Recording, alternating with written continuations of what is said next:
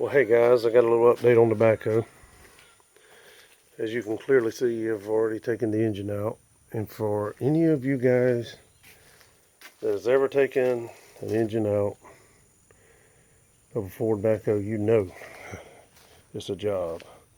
And you got to take your front bolster, you got to take your front axle out. You got to drop that. You got to drop that front axle out because you can't get to the bolts that go through the oil pan to separate the front end. So that has to come out before. So yeah. So let me show you what I found. And if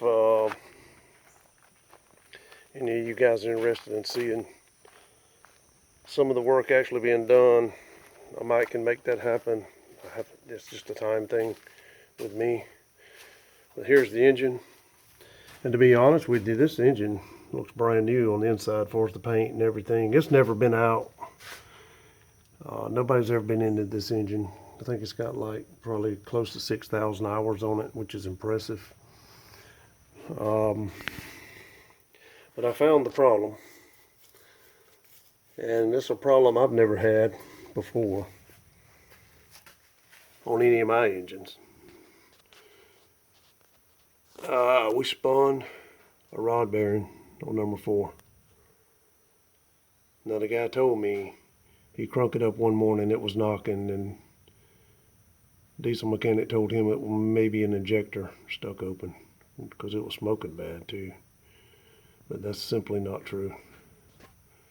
This thing had been run a while. But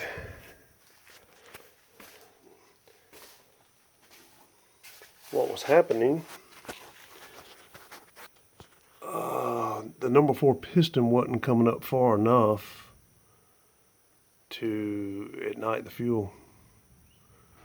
That's how much wear was on the rod bearing.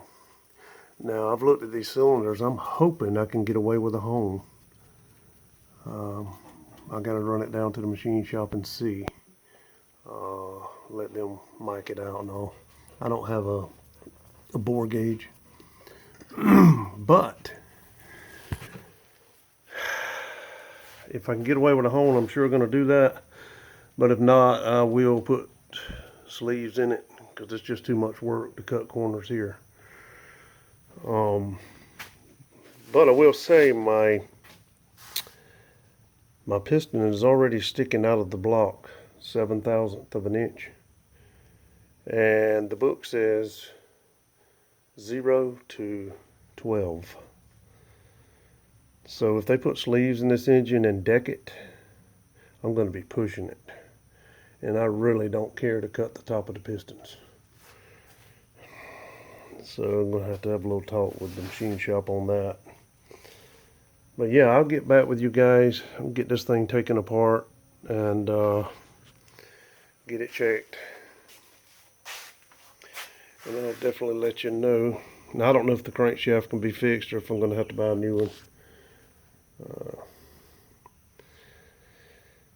Alright guys, well y'all have a good day, and I'll catch you on the next video.